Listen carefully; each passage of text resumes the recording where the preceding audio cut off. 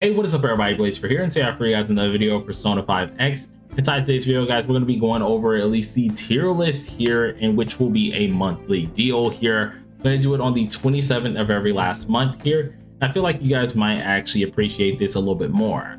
Last time we did at least a tier list video, you guys enjoyed that quite a lot, had a bunch of things to talk about in the comment section, so I'm going to be doing that with this one as well. And if you guys want those explanations exactly what's going on with the tier list I'm going to be showing you guys, be sure to check out the first one. I explained everything absolutely thoroughly and the reasoning why these characters were at their spots. Now, all right, without further ado, let's get straight into it. And of course, hit that like button, hit that subscribe button, helps me out quite a lot. And if you guys really please do help us hit that 3.4k subscribers. We're really trying hard out here, and I'm trying to step up my game as much as possible before at least the global version does drop out. So all right, let's get to it. So checking out the tier list that we made last time, this one was fairly interesting. I actually enjoyed doing it, and I will have to say I still believe a lot of these characters do belong where they belong. If you guys have any questions on different things like that, be sure of course to check out the first video. Should be this one right here, in which I had it be nearly a freaking hour. This one's not going to take nearly that long. It's going to be way shorter. Reason being is because there's just going to be things that are just genuinely different. Now I can just move characters around and add the new characters. We have 4 additional characters that are going to be added, and then of course we have a bunch of people we're going to move around. And I'm going to sort these by DPSs first, going into the different classes. So some things that we got to go ahead and move around is Makoto, and at least our what's it called, Yui need to be in front of these two, mainly because they're DPSs here. And I want the DPSs, of course, to know that they're way more valuable than most things, because you need a DPS in general to make a team really kind of shine out in general. So rest of this is pretty much good. S+ tier, no one really moves around too much. For the S tier that's going to be moving around here, we actually do have a few characters that's going to be moving up and down. So for the upward side of things, Joker is moving up to the S tier one, and this is the only character that is moving up out of the current list that's at right here. And the reason being is because Joker had a really good buff, and this buff made him really reliable.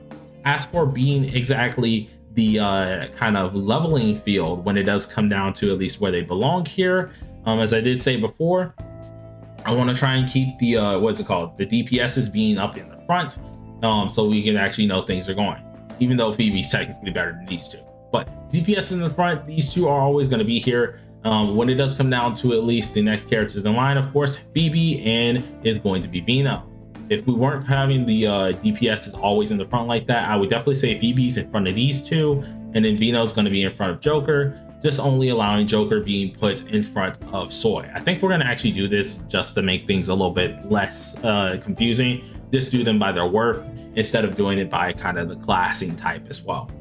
How we're going to have the S tier actually kind of well rounded around Phoebe, then we have Fox, Vino, Joker, and then Soy. As for characters in the A tier side of things, A tier does change quite a bit. Now A tier is going to get a few characters that are getting moved up and a few characters that may be getting moved down. This is the whole reasoning for this, is because there are some characters that are now way more useful and some characters that are way less useful.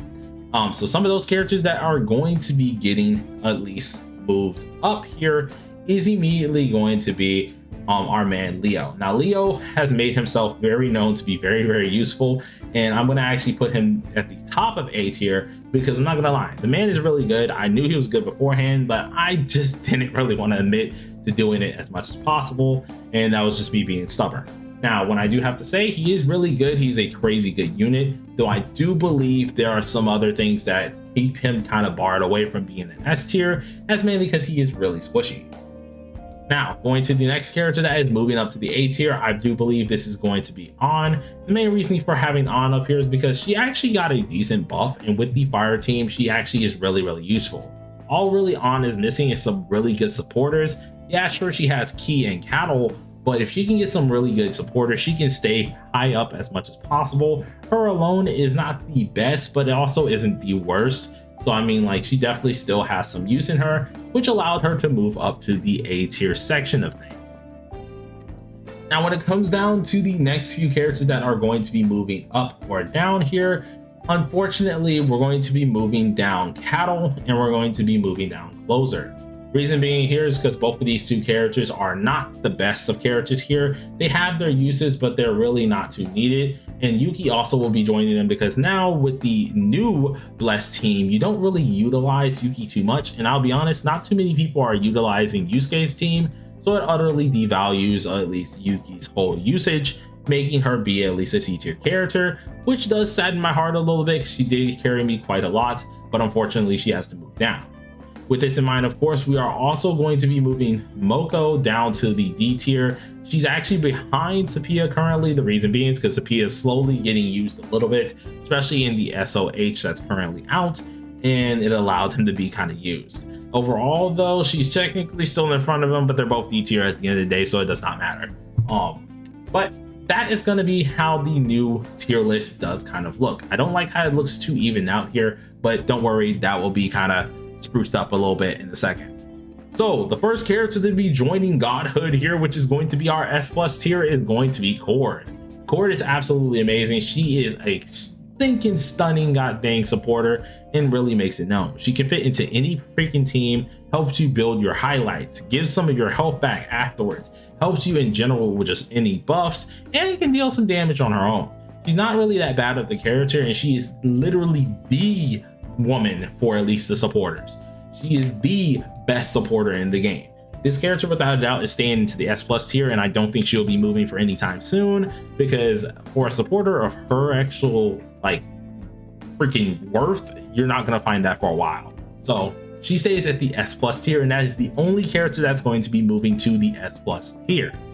Now when it comes down to the S tier here, we do have a few different characters, and the S tier character that's getting added is going to be Arai. Now Arai is going to be in front of Joker, mainly just because Arai actually does what the new buffed up Joker does at A0. Like, she's absolutely amazing. She has a ton of things that are added in her kit.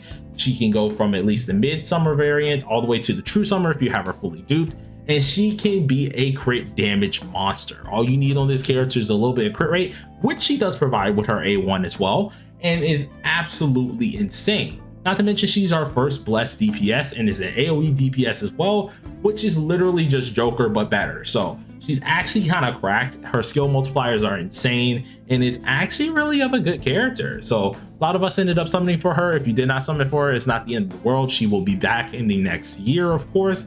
Seeing summertime next year kind of makes sense. But all in all, she is a really freaking good character and deserves to be treated as such. So she has made it to the S tier side of things. Now when it comes down to our next character here, we have the character that is utterly receiving fire here, and that is the Summer Moko. Now Summer Moko is going to be at the top of A. The reason why I'm putting her here is because, to be honest, she isn't a bad character, right?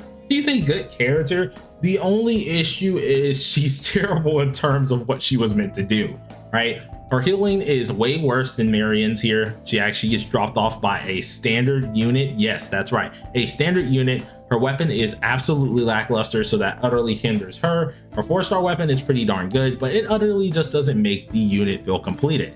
In the future, she'll be very much so useful. She helps out with at least EHR, and she also helps out with the attack percentage. She also is a follow-up character similar to Yui, but the only difference is she doesn't deal the best of damage. She is a DPS healer or a sub DPS healer, which is really decent, but all in all, it's not going to be dealing the best of damage, utterly lowering her worth even as a healer class character. Seeing that her heals are based off of her damage as well, it kind of clashes with her kit. It makes her feel a little bit lackluster. But in the future, when we do get a side DPS, Haru, she will probably be way more useful and probably the best in slot, allowing her to move up further in the tier list of that time.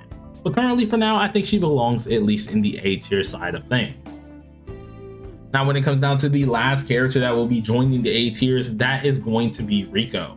Now, Rico is absolutely insane. She is absolutely a character that you guys really want to go ahead and check out.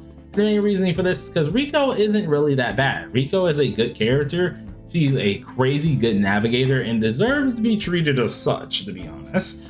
This character allows you to take down shields really quickly, aka with vulnerability stacks. This character also allows you to do all different types of things, where it comes down to buffing your team, debuffing the enemy, making them have more damage dealt to them, It is absolutely amazing having this character in at least your arsenal, and if you have her A6, she becomes an absolute freaking monster.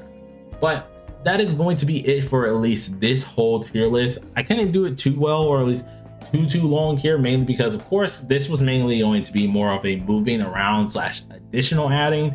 So these are going to be a little bit shorter. Of course, I'm going to go into detail with certain things, which is always necessary, but you guys can always tell me down below in at least the comment section. Do you agree with tier list? Do you not agree with tier list? What should be moved? What shouldn't be moved? And of course, I will have a video going over you guys' thoughts as well.